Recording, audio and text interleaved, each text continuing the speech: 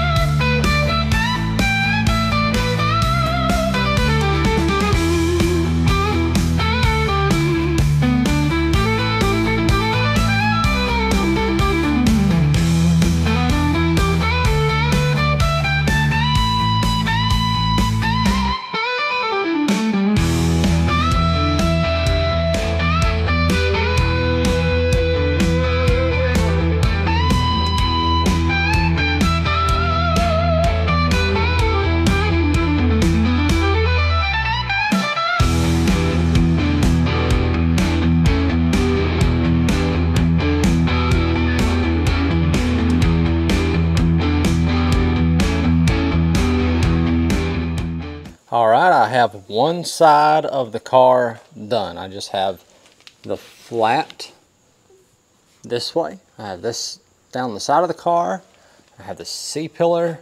I still have to get up on this body line, but man, this is looking really good. A lot better than I thought it would. Now, obviously not all of this is still original paint. You know, this had some work done there before, as well as up there, and this fender is off of a 69 and the rest of the car is a 68. So the color code, while they're both F3, that one's a little darker, this one's a little lighter. So, but hey, this is looking really, really good. This paired with that patina sauce is gonna be awesome, because it'll really, really darken up all the rust. Kind of like right here where the polish is soaked in. It'll look like that. Where it's really deep colored, it'll look like that everywhere, and it looks amazing. So I'll keep at it and see if we can't get this knocked out.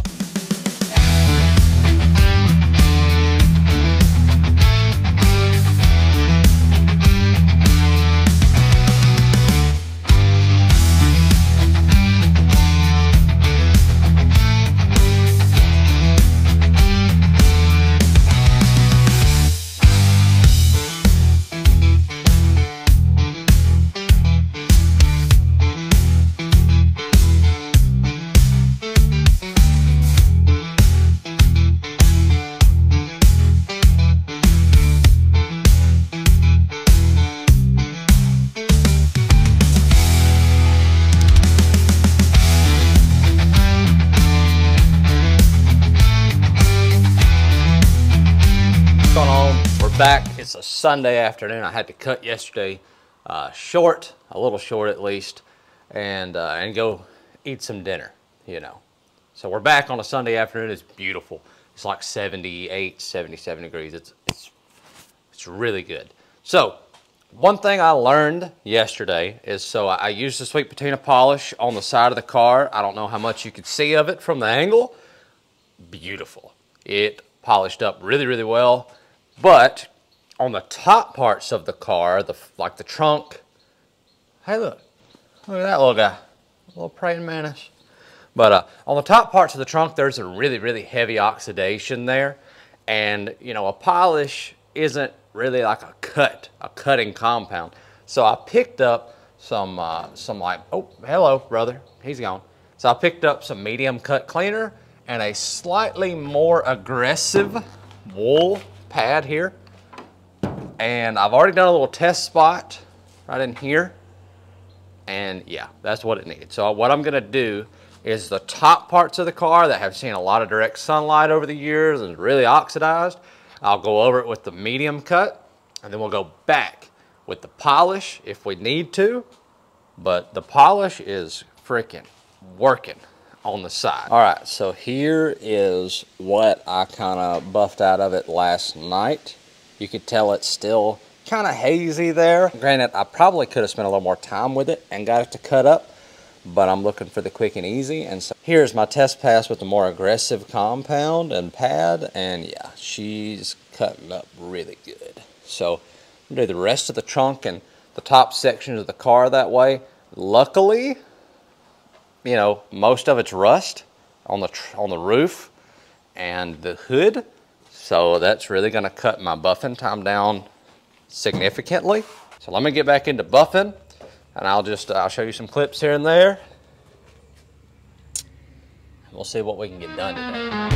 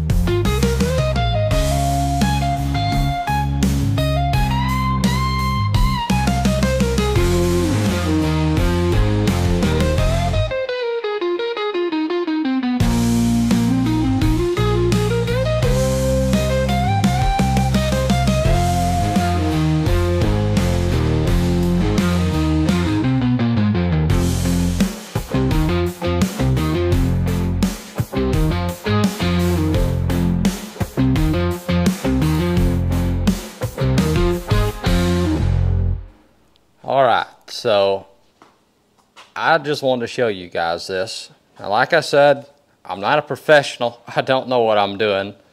You could probably tell me in the comments all the things that I'm doing wrong. But look at this. And then look at what we started with. Nothing. And we got a little shine. I'm very, very pleased with how everything is coming together so far.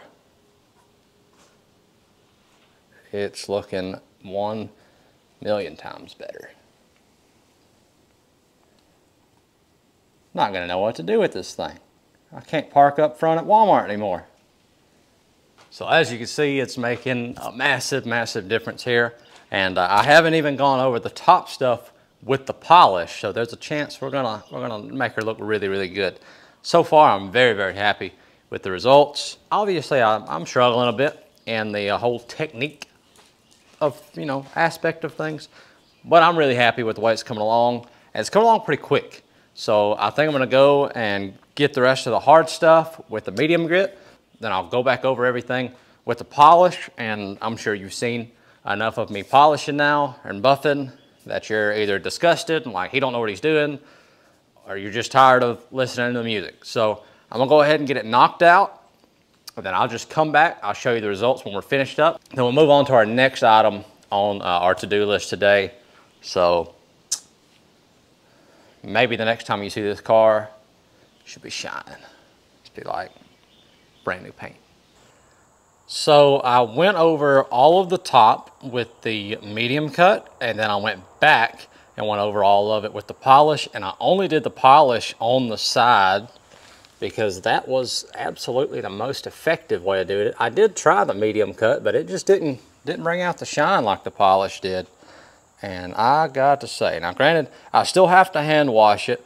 Once we hand wash it, we'll go back and put the patina sauce on, which will make the rest of this up here look more like this here. But I gotta say, I'm very, very happy with the way this has come out. This whole car shined up really, really well. And a good thing about it being a patina car is it would have been kind of hard for me to make it worse than what it was, Really, mostly only room for improvement. And I gotta say, in my humble opinion, it is much improved.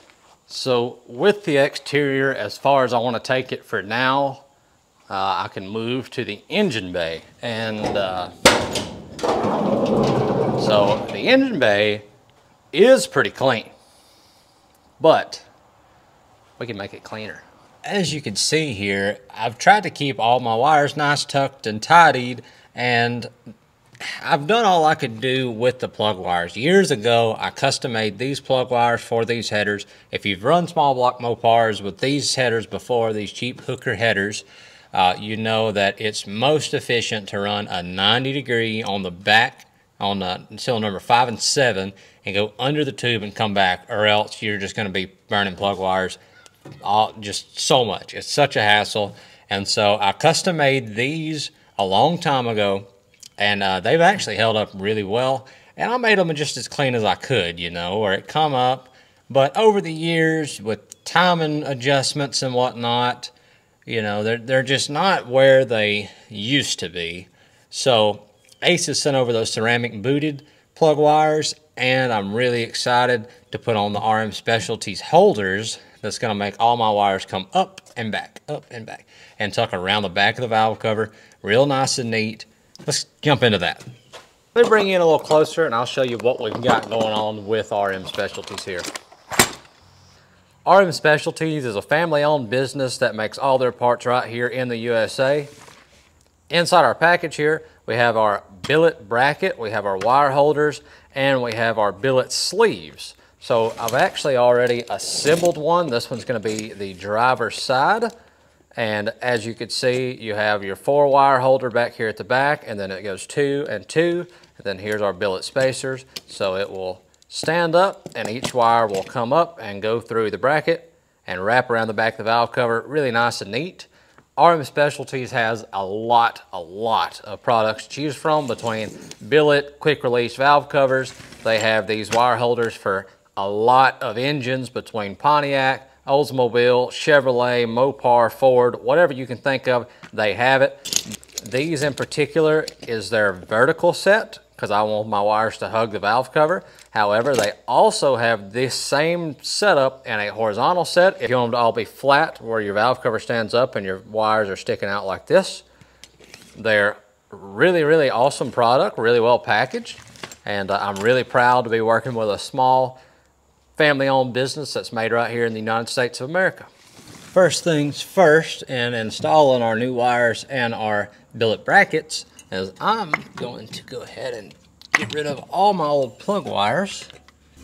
So first, I need to remove these back 2 valve cover bolts, because that's how our bracket bolts down. Okay, so the first thing I'm gonna do is bolt this bracket up, and this did confirm a suspicion that I had. So this header tube on these cheap A-body headers comes up, and it won't allow me, it doesn't look like it will, being as the bolt hole is way down there. It don't allow me to use the 4-wire holder in both studs, but I think if I move the 4-wire holder, the bottom hole to the top stud, I could still use them here. So that's what we're gonna try. And by the way, I chose the polished aluminum look, but they do offer a bunch of different anodized colors like black, blue, purple, green. They offer a polished one, but I think the look that I went for matches my engine bay. It matches my throttle bracket up there. It matches the throttle body. It matches like the black and aluminum look that I have going on. And the little holders can also come in different colors. Like I said, to match with the theme we have going on here, I opted for black, but they also come in a bunch of different neat colors. So go check out rmspecialties.com if you want to see what all they offer. They offer a ton of things.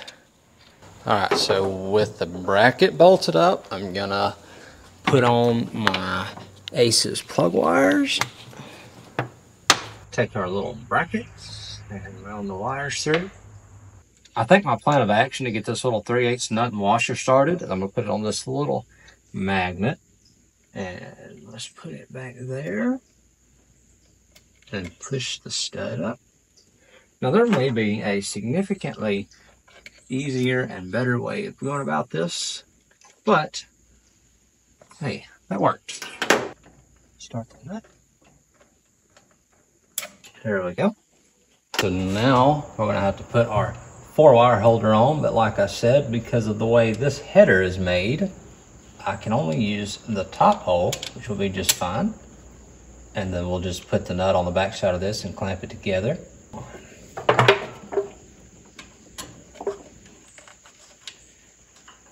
All right, so I have the first side on and kind of mocked up.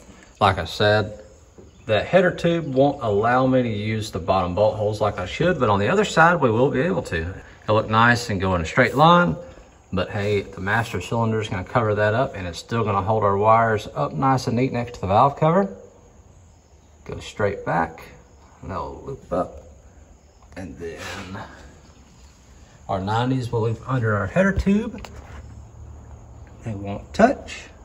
And then I will wait until we get the other side on to terminate the caps. That way I could try to make that all nice and neat too. But what we'll do is we'll wrap it right around the back of the valve cover, and it'll be really clean. That looks really good so far.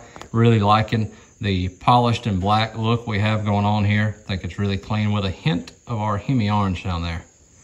Okay, so I got the bracket on. I have my wires routed on both sides. I actually have a couple of extra clips that I use to keep them nice and tidy as I come around the back of the valve cover there. I have this side completed as well as this side completed, and man, oh man, those look freaking sick. The color scheme matches perfect. Looks like they're really well made, and that really ties it together. No more wires sticking way out. Those are really, really nice. So if you're interested in picking up some for yourself, it's R&M Specialties, made in the USA. The part number for these specifically for small block Mopar is 1103-90-S. That's the vertical ones. Like I said, they have horizontal ones that would lay that bracket flat. They have a bunch of different colors and a bunch of different applications. To me, spark plug wire routing can make or break an engine bay. You can have the cleanest engine bay ever, but if your spark plug wires are just thrown out and wrapped around the master cylinder twice, it just doesn't look good. So I'm really, really happy to get these on there. They look awesome. I'm really happy with the way they turned out. And I've actually gone ahead and terminated 7. I've terminated 7 wires. I always also have wanted, like, every wire that comes off this way to have the boot going that way, and then, you know, try to keep that clean back there as well. But like I said, I've already gone ahead, terminated 7 of them, but I told you I'd show you how to make one, so I'll show you how I'm going to make my 8th one. It's pretty simple, nothing to it. Once you get the groove of it, you'll blow right through it. Now, I will say, back years ago when I made my last set, I picked up these pliers specifically for doing terminal ends, and this has made it a breeze. So I would suggest picking up some of those. I can't remember. I think I got those off Summit. Can't remember. But I'll show you how to do the last wire, and then we'll be done. We'll be done with our spark plug wires. So the last wire I have to terminate is wire number 8. Here's 8, so 1/8. We got 8. I'm gonna mock the boot up on there. And then here is my number 8 plug wire. So I'm gonna kind of get it routed the way I want. And I'll lay it across the top of the boot over here. And then I'm gonna take a pair of cutters. So just above where the boot ends, I'll cut it.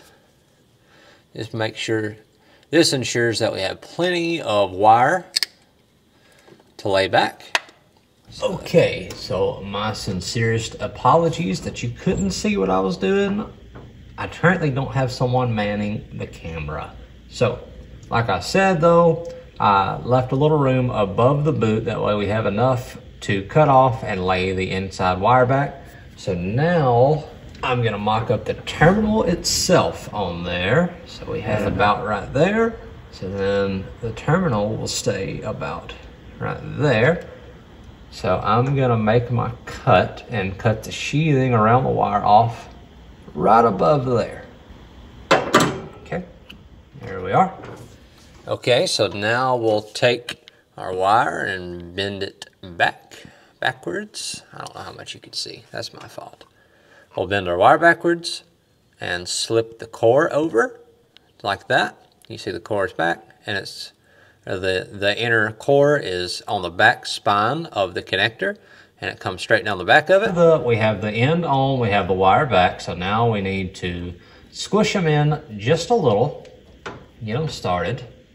I'm just gonna take my little end piece here and squish it in just a little, and then you can see right here, we have, this is our 7 and 8 millimeter crimper, terminal crimper there. So now I'll put it in the terminal crimper and get rid of the squeeze.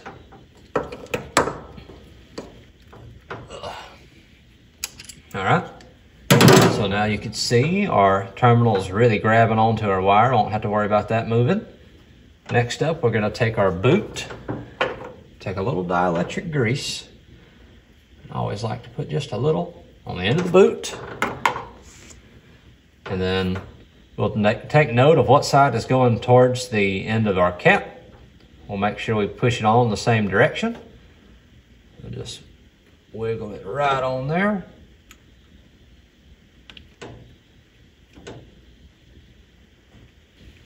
Okay, I don't know if you're gonna be able to see it, but you can look right in there and see that our terminal is way up at the top. Now we're done. So I realized that I also recorded the previous clip with no microphone. I need my director back. Okay, I'm up here soloing it. I'm struggling hard, but we got our plug wires on. We have our billet wire holders on from R&M Specialties, and the engine bay looks phenomenal. Looks really good. But there is a few things left that I need to do. I need to make a fan shroud. I need to isolate the fuel pressure regulator. I need to put a piece of rubber behind it. I need to probably put a coat of wax on the car since I just buffed it to maybe help the shine last a little longer. Maybe I'll wax it and then patina sauce it, not 100%. And I think I'm actually going to try to restore the trim a little where it's, I'll show you, I'll put a little clip.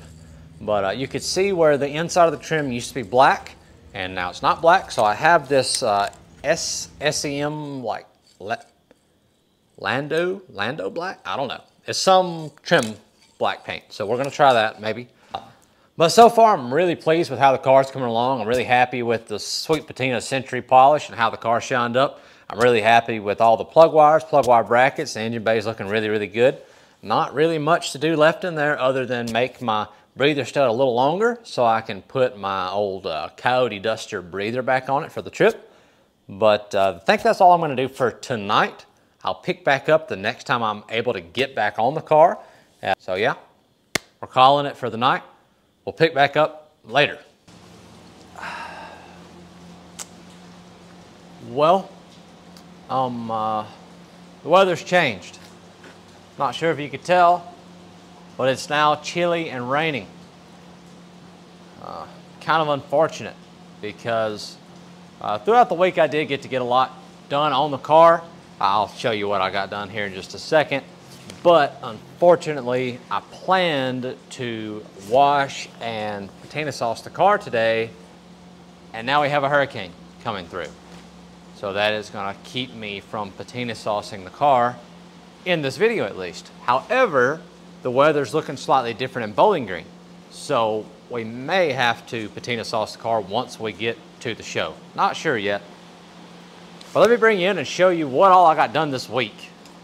So throughout the week, I got the fan shroud taken care of. So I don't know if any of you recognize this, but it is, it's the top to a garbage can. I've done this on the Valiant and it worked really, really good.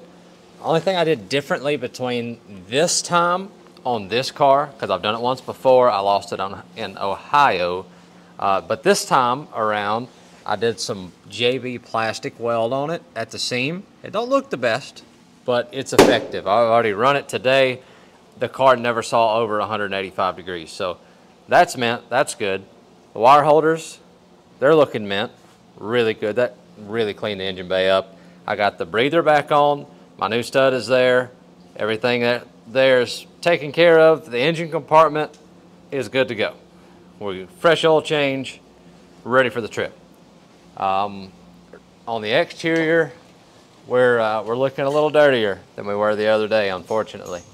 It's still shiny, but I didn't get a chance to wax it, and I didn't get a chance to patina sauce it like I said because of the weather. Hopefully, Bowling Green weather's a little different. We'll wash it and patina sauce it there. If so, I've got it right here. Then moving to the inside, I have done a thing or two in here this week. So I've added an Apple CarPlay radio. That's pretty neat. And then I wired in all of my charging or my cigarette lighter ports. There's one there. There's one in here. And then I don't know if you're gonna be able to tell it or not. I'm gonna turn the light switch on. You see that? You kinda can see that. I wired up the little ambient lights in the Challenger console around the cigarette lighters and the cup holders, so I thought that was pretty neat. The Aces has the car running really, really good.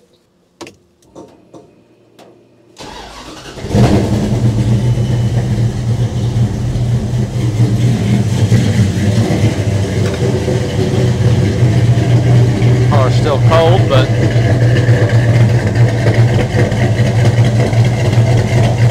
it's running good. So I think we are almost ready for MoParty. So I'm pretty happy with everything we got done on the car this week. I'm really happy with the way the buffing turned out. The engine compartment looks great. Only thing that's kind of a bummer is we're gonna have to wait on the patina sauce, maybe in Bowling Green. If the weather clears up, we'll get it on there and get it slicked up. But otherwise, everything else, we're good. The car is as ready to go to MoParty as it can be. So, regarding MoParty, we're gonna be out there sliding around on the autocross track. Hopefully, we're gonna be dragging the back bumper down the drag strip. We're going to be setting some dyno records too. You know, it might be, hold your horses, might be 330 wheel if they let us do the dyno. They may see the car and be like, no, it'll break it. So I don't know. We're playing that one by ear too. But I'm really excited to be at MoParty. I hope to see some of you guys there. If you see me, come up, talk, say hi, whatever. Look at the car. I mean, check it out. Keep watching the videos because I'm going to be bringing you guys along with me on my MoParty trip. We'll be road tripping from Mississippi up to Bowling Green. I'll show you guys what's going on there. Hopefully we don't have any troubles. Maybe it'll just be a clear, good drive up there. I'll be doing some in-car videoing for the autocross. I got a chin mount for my GoPro on my helmet. So you should be able to, ride along with me at autocross and drag racing and anything else they make me put a helmet on for. I'll try to kind of update you as I go along at the event and what's happening and whatnot. We're going to be looking at a lot of cool cars. We'll do a lot of cool stuff, and we're going to have a good time. So I hope you guys will follow along for that next video, and I appreciate you watching this video. If you don't mind, leave a like, leave a comment, subscribe if you want to continue seeing more of my videos. Check out my last couple of videos if you haven't. I'm pretty proud of them. I thought they were really well put together. Hey, I appreciate you guys watching. I'm going to go get packed up and get ready to hit the road. We'll see you next time.